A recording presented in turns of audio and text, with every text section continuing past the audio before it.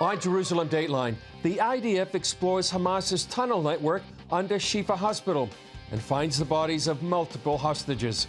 Plus, hundreds of thousands rally in Washington, D.C. to show support for Israel. And cowboys in the fields of the Holy Land, standing with the farmers of Israel.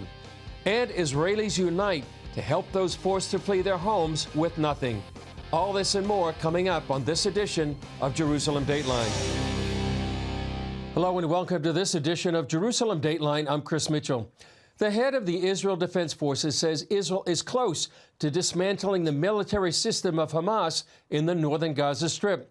And he says they continue on to other areas after that. CBN Middle East correspondent Julie Stahl tells us they're finding plenty of military evidence and, sadly, hostage bodies. The Israel Defense Forces discovered an operational terror tunnel shaft on the grounds of the Shifa Hospital. Israel has been saying tunnels under the hospital are part of a Hamas terror command center. The White House also says U.S. intelligence shows Hamas was using the medical facility to protect a key command center. Hamas denies Israel's claims, but the Israeli military also says it found photos and videos of hostages on laptop computers in the Shifa Hospital. They also discovered a booby-trapped vehicle containing a large amount of weapons. We found a vehicle filled with ammunition, RPGs, AK-47s. We see handcuffs, knives, preparation for taking hostages from Israel on the attack of October 7th. As you can see, they were very well prepared, and where they're hiding all of this equipment is in a hospital, a place that's supposed to be for humanitarian aid. They have all this evil hidden here. The State Department says it's because of Hamas' strategy that it's difficult for Israel to avoid civilian casualties. Remember that it is Hamas that is putting all of these people in harm's way. It is Hamas that continues to operate inside hospitals as they have done inside mosques and schools and other civilian infrastructure. It is the Hamas that is the root of all this problem. That is creating such a difficult challenge for the international community and for the Israeli military. In an interview with CBS News, Israeli Prime Minister Benjamin Netanyahu says they have concrete evidence that terror chieftains were hiding in the hospital and fled when Israeli troops entered. He also said they believe the hostages were there. We had strong indications that they were held in the Shifa Hospital, which is one of the reasons we entered the hospital. If they were taken out. We have intelligence about the hostages, but again, as to your first question, I think the less I say about it, the better. The Israeli military saying it recovered the bodies of 2 hostages near the Shifa Hospital. 65-year-old Yehudit Weiss, a mother of 5 whose husband was killed on October 7th, and IDF soldier Noah Marciano, also abducted on October 7th and murdered inside Gaza. President Biden is backing Israel's military operation, but also saying he discussed with Israelis their need to be incredibly careful in the Shifa Hospital raid, and saying the fighting in Gaza would go on until Hamas was defeated. With regard to when is this going to stop, I think it's going to stop when Hamas no longer maintains the capacity to murder and abuse and just do horrific things to the Israelis. But there is a clear disagreement between the U.S. and Israel. Netanyahu says Israel will maintain security control over Gaza after the war is over to protect Israel.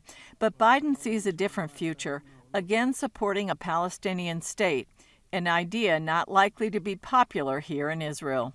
I made it clear to the Israelis that to Bibi and to his war cabinet, that I think the only ultimate answer here is a 2-state solution that's real. Julie Stahl, CBN News, Jerusalem. It appears that most Palestinians back Hamas in their fighting against Israel, though there's disagreement over just how deep that support is. And it could be crumbling as Israeli forces have hit Gaza hard in their war against terrorism. Dale Hurd has that story. Public protests against Hamas in Gaza are rare. However, this clip from the BBC on social media shows a woman in Gaza cursing the dogs of Hamas for her suffering before someone can be seen covering her mouth. There are Palestinians in Gaza who don't support Hamas, but polls have shown that most, in fact, do, or at least they did before Hamas brought misery and death to their doors. A project called Whispered in Gaza interviews Palestinians secretly and claims that most do not support Hamas, but says Palestinians are afraid of being killed if they speak out publicly. وطبعا انت كمواطن غزاوي انا عرضت الحرب قلت بديش حرب فانت خاين. Corey Gill Schuster, a Canadian Israeli, has also been interviewing Palestinians as well as Israelis for his YouTube channel, The Ask Project, and has asked many Palestinians about Hamas. Schuster says every Palestinian he's interviewed on camera has backed Hamas, but he also wonders if they were all telling the truth. I assume that in a lot of the videos, people are answering me thinking, what is the best thing to say that I will be safe? Do they actually believe it if they say harsh things like, yes, we should kill the Jews, we need to expel the Jews? I'm sure to a certain extent, but it is hard to know how much of that extremism is public pressure. It's impossible to know. Privately, with a few, and a very few, have I heard them say, yes, we have done a lot of damage to ourselves. They tell me this privately, they won't say it publicly. It's considered treasonous. They could be killed for it. However, Schuster also does not think most Palestinians are secretly peace-loving. This Palestinian said he favored dropping a nuke on Tel Aviv. And polls have shown solid support for Hamas not only in Gaza but also in the West Bank, where the Palestinian Authority is in charge. The Palestinian Authority is seen as weaklings and they do nothing against the Israelis. They are considered puppets of the Israelis, according to almost all Palestinians. And at least Hamas and Islamic Jihad fight the Israelis. And most Palestinians want there to be resistance. They want there to be violent resistance against the Israelis. Samer Mohammed grew up in a Palestinian refugee camp in Lebanon. Now a Christian living in the U.S., Samer says that he, like other Palestinians, was brainwashed to hate Israel and believes the chief problem is Islam. Every Palestinian, he have a goal. And his goal to die for Allah, to die for Palestine. My brother, if you don't have anything to lose, if you are poor, everything darkness, this is the problem. We need to tell them about the Messiah, about Yeshua. Unfortunately, Schuster's extensive interviews with Palestinians have shown him that most support Hamas because they hate Jews and want them to die. And he's not optimistic that that will change anytime soon. Dale Hurd, CBN News. Coming up, an historic stand for Israel. Hundreds of thousands march in Washington, D.C. in support of the Jewish state.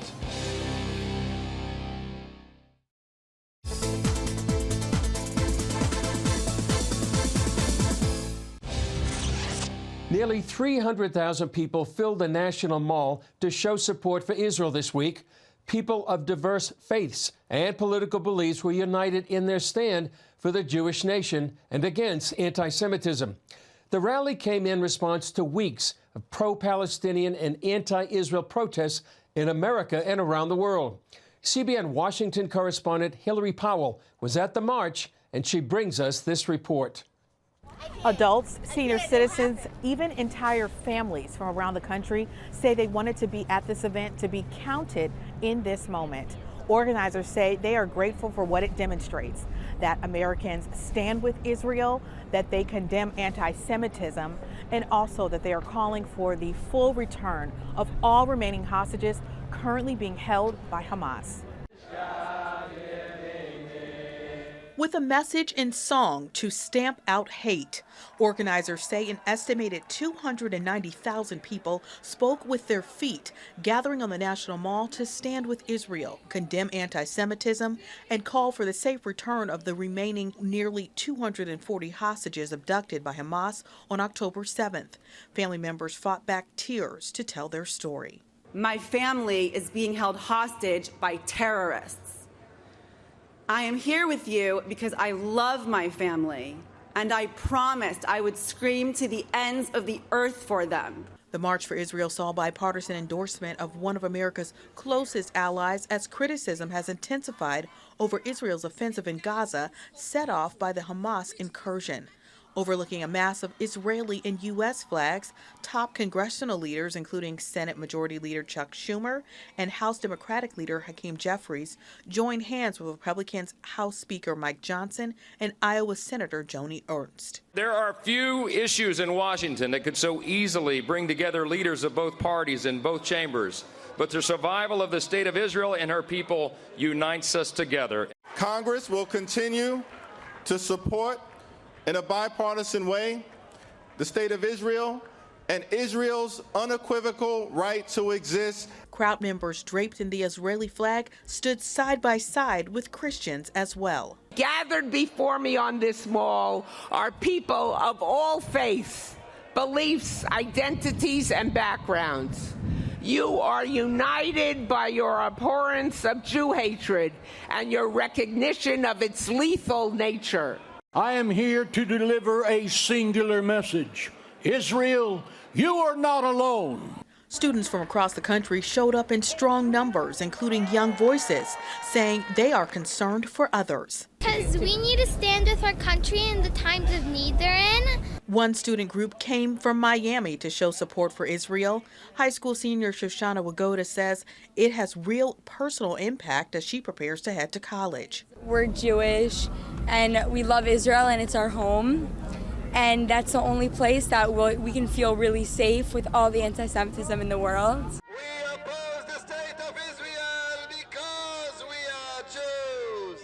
A contingent of Jewish counter-protesters peacefully spoke out against Israel and Zionism in a crowd that seemed in support of Israel's continued military campaign counteroffensive. One father brought his family to the march and says it's sobering for his children to be called to action so young. Yeah, we have kids who are in Jewish day school, and they're surrounded by people who are in mourning right now, and it's sad that they have to learn it at this age, but this is the world we live in, unfortunately. Even the colors that you see all around this event, blue and white, are meant to signal pride and again condemn anti-Semitism in all of its forms. Peace has been the cornerstone of this event for the organizers, and D.C. Mayor Muriel Bowser says the presence of the National Guard has further helped to ensure that. In Washington, Hillary Powell, CBN News. Up next, cowboys in the Holy Land, what they're doing to help Israelis while the war rages on.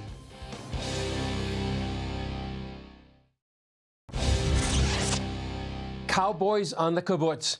A group of American cowboys have traveled to Israel to help Israeli farmers struggling to harvest their crops as the war with Hamas continues. CBN's Chuck Holton has more on these volunteers stepping in to show solidarity with Israel. As fighting between Israel and Hamas militants enters its second month, it's straining much of the country's economy. Given the number of military reservists supporting the fight, local farms are short on manpower. I mean, a lot of the dads and the men have been called up for reserves and to go to fight in Gaza. And so that leaves this area, and yeah, there's no one to harvest. So it's a need that needs done. And yeah, we just wanted to help out with that. That's where a group of American cowboys has stepped in, traveling to Israel on their own dime to help fill the gap. Once I got the call, I dropped everything and headed right over. Here today, we're putting in a fence to keep the pigs out of the crops, and then doing some harvest and some weeding and stuff like that, just all kinds of stuff. The farmers here are suffering big time.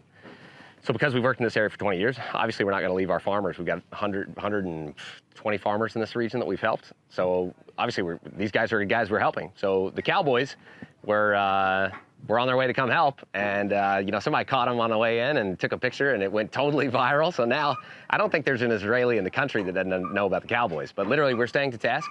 We've got farms. We're picking zucchini here right now. If we don't pick these things, they're rot, right? We have to pick them.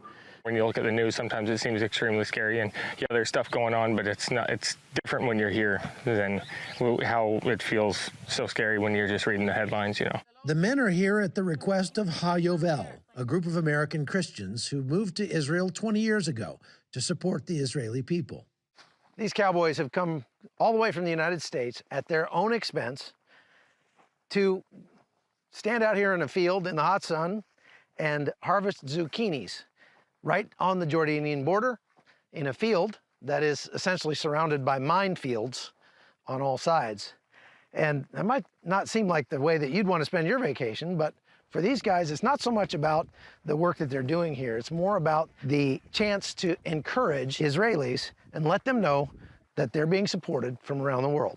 I believe this is the Jewish people. It's their God-given land, and we need to support them here. I mean, it's a small country, and we need to stand with Israel. I think it's an important thing to do. Most of these cowboys plan to stay for at least a month, hoping to provide meaningful help to the Israeli people during this difficult time. I'm glad that people are hearing about it, but I don't want to be just, you know, making some show of it or something. I want to be here actually helping the people of Israel and be a legitimate help. From the Jordan Valley, I'm Chuck Holton for CBN News. Still ahead, a country hurting but united. How Israelis are working together despite unspeakable tragedy. Thank you for watching Jerusalem Dateline.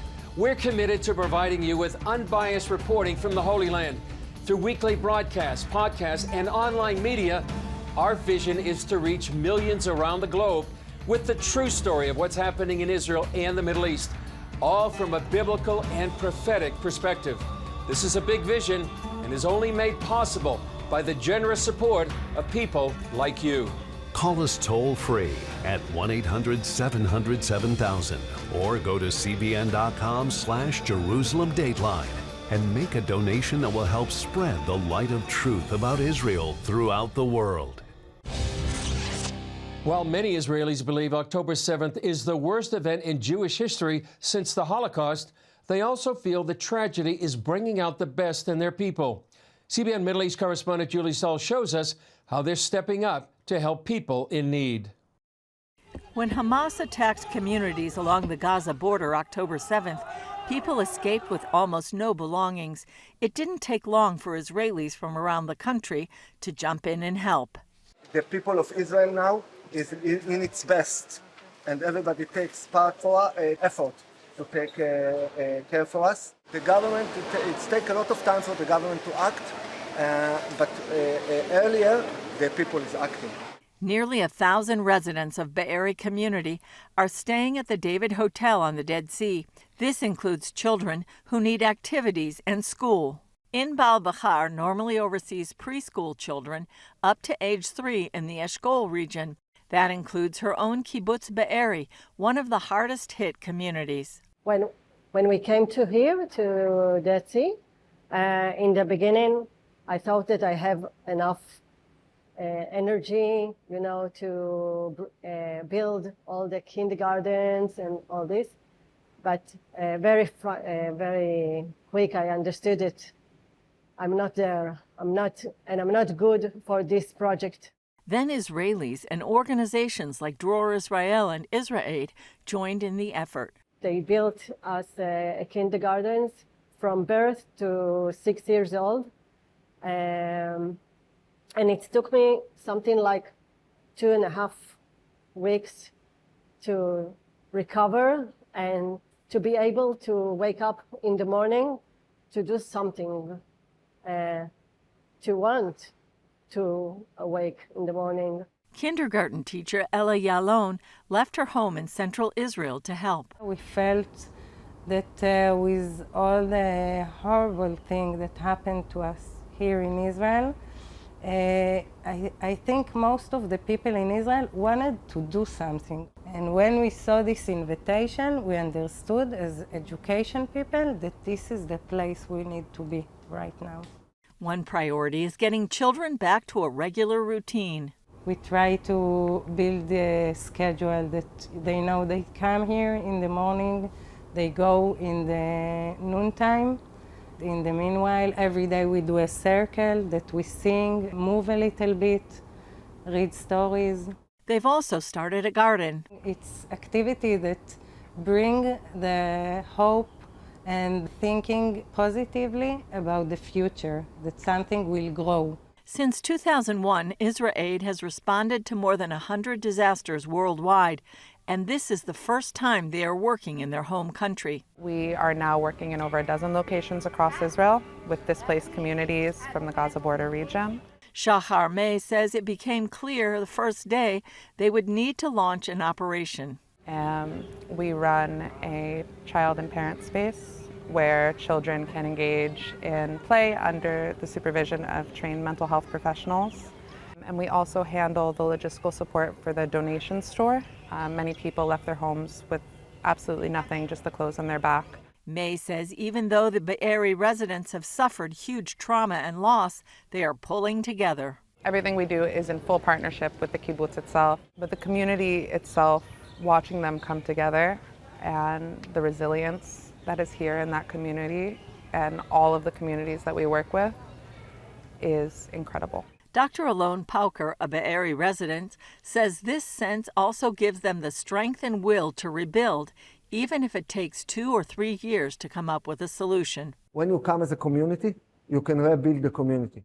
Julie Stahl, CBN News, the Dead Sea, Israel. The right medical equipment during an emergency can mean the difference between life and death. Thanks to CBN Israel, life-saving equipment and paramedic bags are getting to response teams on the northern border. Take a look. Just 5 miles from the border to Lebanon, CBN Israel is helping save lives. Thanks to CBN, we got medical equipment and paramedic bags for multiple communities on the border.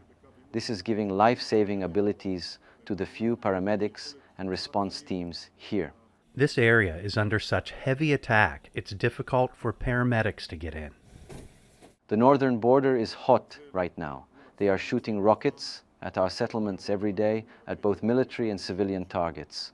The Red Shield of David is not allowed in because even the Star of David is a target. Most of the people in this area evacuated. Those still here are part of the first response teams from the communities themselves. Some people stayed because they have fruit orchards or animal farms to take care of. Thanks to your support, Israelis in desperate need of medical care have a chance at survival.